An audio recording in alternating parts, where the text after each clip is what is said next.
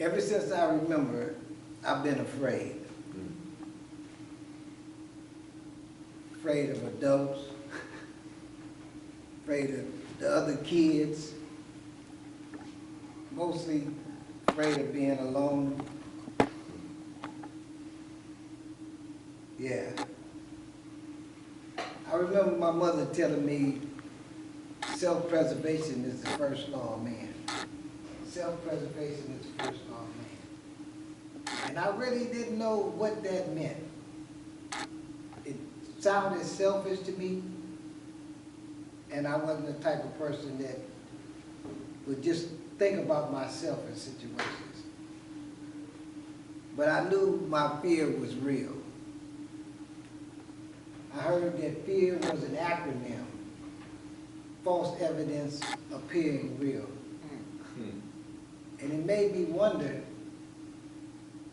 if that meant that what I saw wasn't real. It just served to confuse me even more. And I tried to find acceptance. I tried to find ways to be comfortable in my own skin and to just not be afraid.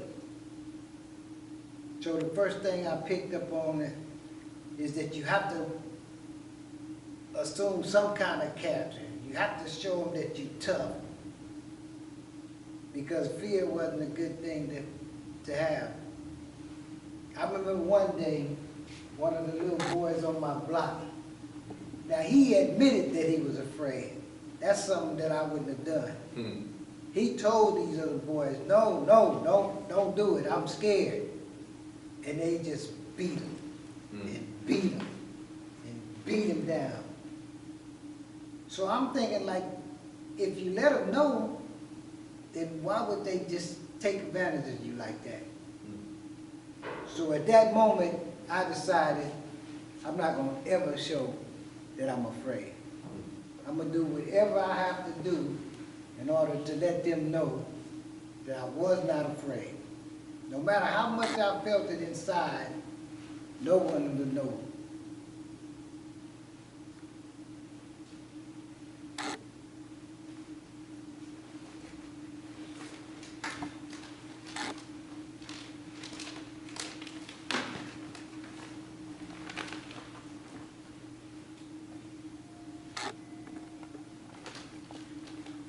I remember thinking that I didn't want to be like this anymore. If I had a choice, I wouldn't even been born. Or I would have been born somebody else. You know, somebody taller, somebody lighter complected, somebody, you know, with that good hair. But I wouldn't have been myself. My entire life has been all about surviving the last bad thing that happened. And I know that that's not the way to live. People ask me the question, say, man, how did you go from 1 year violation to the youth authority to a life sentence in prison? And I wondered how to answer that without telling this whole ass story that never meant anything. It didn't mean anything in trial. It didn't mean anything in prison. And eventually, it doesn't mean anything now while going before the Board of Prison term. Because somewhere in the middle of that process, the truth just gets out. In this whole adversarial system, the prosecutor wants to convict. The defense attorney is supposed to help you and defend your rights. It's no longer about what actually happened. Nobody cares about what happened. In fact, the only person that cares about what happened is me. And then eventually, I give up on the shit. Wow. Wow. I enter into this system that I know nothing about, but it feels familiar. It feels comfortable to me. It feels like home. I remember when I first went to juvenile hall, everybody said the same thing. The counselor would say, "Hey son, what you in here for? How long you been here? Is this your first time?" And we would respond with our infinite wisdom, "Yeah, this is my first time and my last." And he would smirk and laugh. But I didn't know at the time, everybody said that shit. And the one who asked the question was the only one that knew the difference. Because as a counselor there, he had seen us come and go. Come and go. But I told myself at that time as a young person, hey man, I'm not coming back to this shit. It was something about them locking me into this little bitty room with this small ass window that all I could see was the door across the hall that petrified me. I felt like I was in a straitjacket, dipped in something that was wet, and then had dirt thrown on to me until I was cemented in. I felt claustrophobic. And then I was wondering in between all of that, those self-diagnoses, like, maybe I really am crazy. In order for me to subject myself to this, there has to be something wrong with me. You know, I've never had anybody in my family say things to me that I heard other guys talk about, their moms telling them, "Oh, you'll never amount to anything. You're going to be just like your dad," and the dad was never present. Or "You're not smart, you dumb, you stupid." I've never had anybody tell me that. In fact, my mom, my grandma, people in the neighborhood, they always looked at me and they said, "That boy's going to be a preacher." Or, "You got a good head on your shoulders. You could be anything you want to be." The only person that ever told me that I may not amount to nothing or that I didn't have what it took was myself. And I convinced myself that all that I could possibly amount to was what somebody else wanted me to be. So by the time I got to prison, like I say, it felt like home. Going in and out of institutions, juvenile hall, camp, youth authorities. That was my graduation. While the other kids graduated from junior high school to high school, perhaps to college or somewhere, I was going from institution to institution. In each institution, I learned something. Something more how to be like I was, which was somebody that was illiterate, didn't know how to make decisions for myself, relied on other people and their ideas and their thoughts to guide me. And it always would end up bad, but it was all that I had. And my only consolation was that I was still alive, so maybe I had a chance to do something different. But when I ended up in the prison, that was a turning point for me. I remember my girlfriend coming to visit me. And I could tell when she walked into the visitor room, sat down behind this glass window, the only thing that really separated us, because I felt her. And in the process, I kept preparing myself to withstand this blow, because I knew that this was over. I mean, I was thinking like, I'm going to prison with a life sentence. We're both young teenage people, so how could I expect of her to follow me? So I waited, tried to be strong, and told myself, whatever I do, I won't cry in front of this girl. Phones click on. I said, "Hey, baby, how you doing?" She's like, "You look good." And I was like, "Yeah. Well, wait, let me look around, check, because I want you to show me your breast before we leave." She's like, "Okay, that's good." So she said, "But, baby, I got to tell you something." So I held my breath.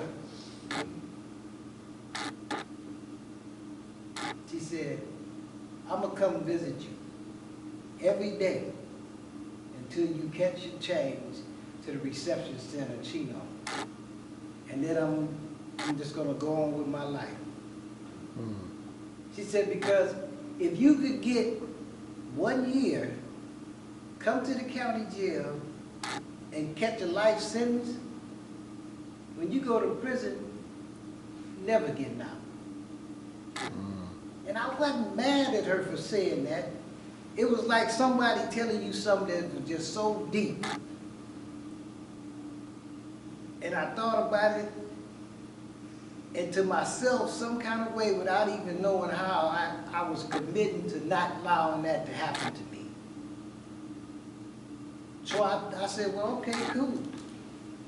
Just stack the money up, let me save the money so that I have a nice portion of money when I go to prison. I don't have to ask people for stuff, and I'll be okay.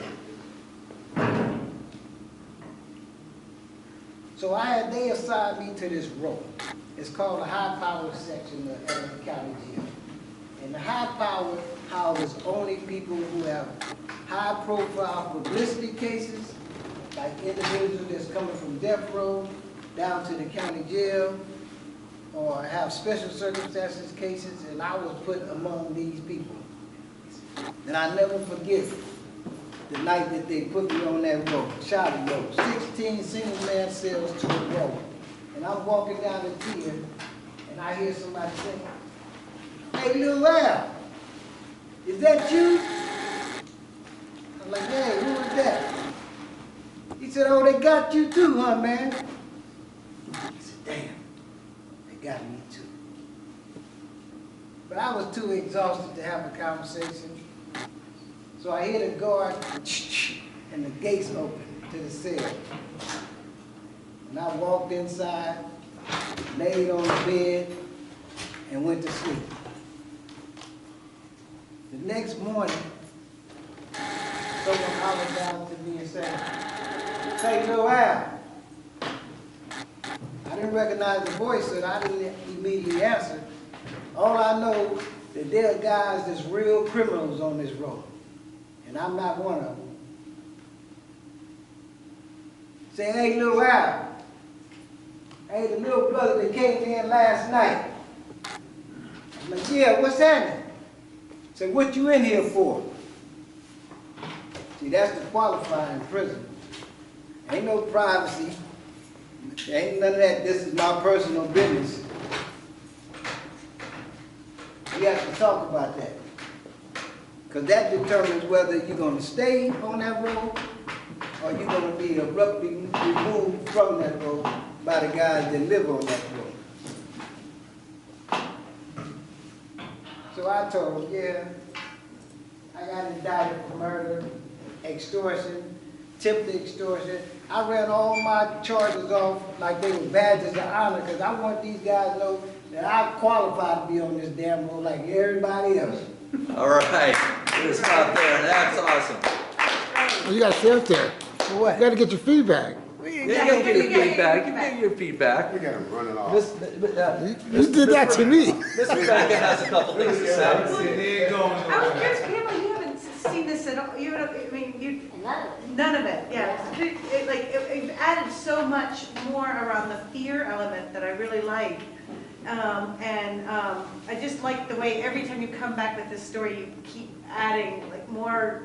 It's like shades and colors and nuance. It's great. That's because Tony in here. If he wasn't in here, I'd do something different.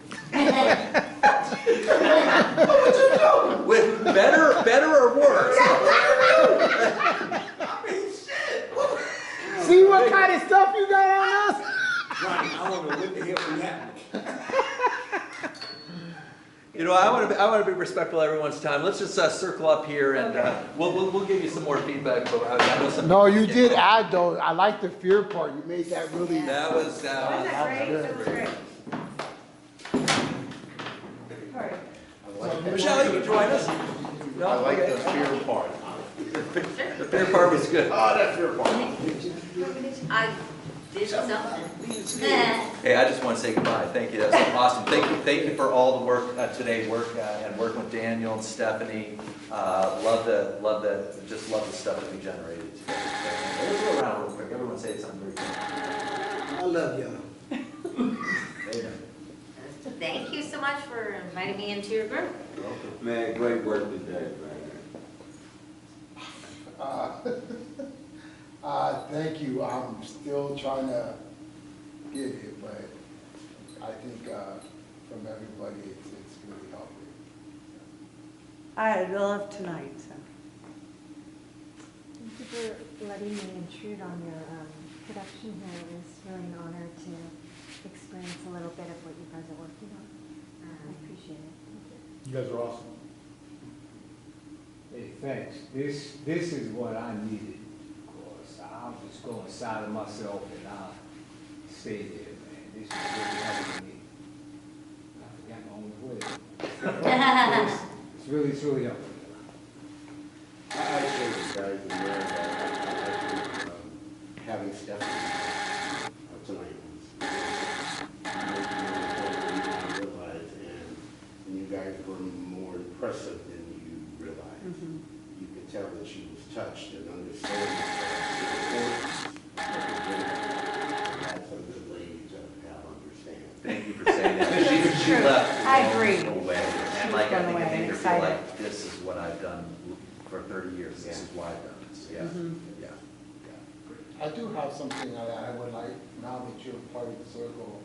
I think at some point, Josh, and Al, and Pamela, and Fred should talk, because since we're the ones up there, I think, again, that flow that we could have so the audience could kind of see a whole picture of how it should, like I said, I think we all play different parts, but we were talking about earlier how you started your homies and Nazi Lowrider and all this guy, how it's really cool.